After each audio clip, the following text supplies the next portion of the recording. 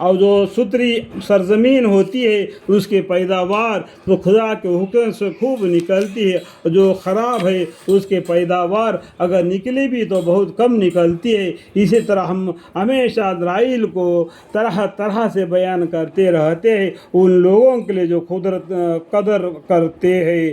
ہم نے نوح علیہ السلام کو ان کے قوم کی طرف بھیجا، سو انہوں نے فرمایا اے میری قوم تم صرف اللہ کی عبادت کرو، اس کے سوا کوئی تمہارے معبود ہونے کے قابل نہیں، مجھ کو تمہارے لیے ایک بڑے سخت دن کے عذاب کا اندیشہ ہے۔ ان کے قوم کے آبروداروں لوگوں نے کہا کہ ہم تم کو سریح غلطی میں مبتلا دیکھتے ہیں۔ انہوں نے فرمایا اے میری قوم مجھ میں تو ذرا بھی غلطی نہیں، لیکن میں پروردگار عالم کا رسول ہوں، اللہ کے طرف سے رسول کر کے بھیجا گیا ہوں۔ اس طریقے سے نوح علیہ السلام نے اپنی قوم کو فرمایا تم کو اپنے پروردگار کے پیغام پہنچاتا ہوں، اللہ کے پیغام ان کو اللہ کا حکم تم کو پہنچاتا ہوں، تمہارے خیر خواہی کرتا ہوں، تمہارے اچھائی کے بارے میں سوچتا ہوں، اور میں خدا کے طرف سے ان انبار کی خبر رکھتا ہوں جن کے تم کو خبر نہیں۔ کیا تم اس بات سے تعجب کرتے ہو کہ تمہارے پروردگار کی طرف سے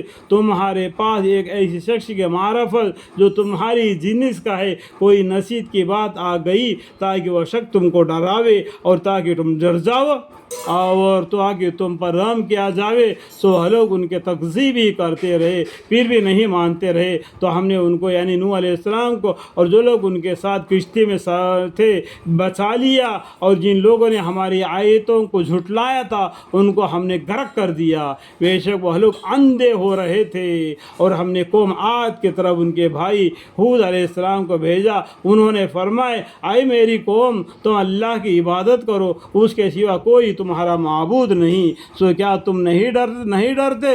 ان کی قوم میں جو آبردار کافر تھے انہوں نے کہا کہ ہم تم کو کم عقل میں دیکھتے ہیں، اللہم اغفر، اور ہم بے شک تم کو جھوٹے لوگوں میں سے سمجھتے ہیں۔ جو پیغمبروں کو جھوٹا بتلا دیا ان لوگوں نے، انہوں نے کہا کہ ہم تم کو کم عقل میں دیکھتے ہیں اور ہم بے شک تم کو جھوٹے لوگوں میں سے سمجھتے ہیں۔ انہوں نے فرمایا کہ اے میری قوم مجھ میں ذرا بھی کم عقل نہیں، لیکن میں پروردگار عالم کا بھیجا ہوا پیغمبر ہوں، تم کو اپنے پروردگار کے پیغام پہنچاتا ہوں، اور میں تمہارا سچا خیر خواہ ہوں۔ اور کیا تم اس بات سے تعجب کرتے ہو کہ تمہارے پروردگار کی طرف سے تمہارے پاس ایک شخص کی معرفت جو تمہاری جنس کا بشر ہے کوئی نصیحت کی بات آ گئی تاکہ وہ شخص تم کو ڈراوے؟ اور تم یہ حالت یاد کرو کہ اللہ تعالیٰ نے تم کو قوم نوح علیہ السلام کے بعد آباد کیا اور ڈھیل ڈھول میں تم کو پھیلایا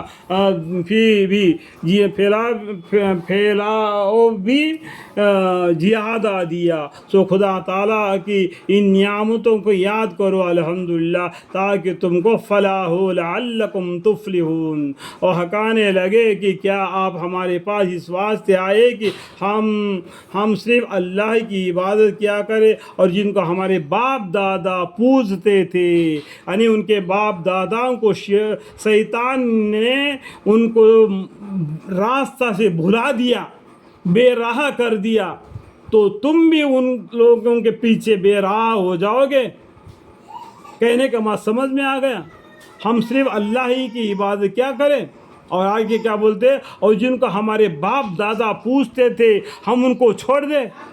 تو اگر ان کے باپ داداؤں کو شیطان نے گمراہ کیا ہوگا تو کیا ان باپ داداؤں کو پیچھے پڑ جائیں گے؟ یہ شیطان معلوم نے تمہارے اوپر حملہ کرے گا، اس نے وعدہ بھی کیا، آگے تم کو پہلے پڑھ کر بھی سنایا گیا تھا، جس عذاب کی دھمکی دیتے ہو اس کو ہمارے پاس منگاؤ۔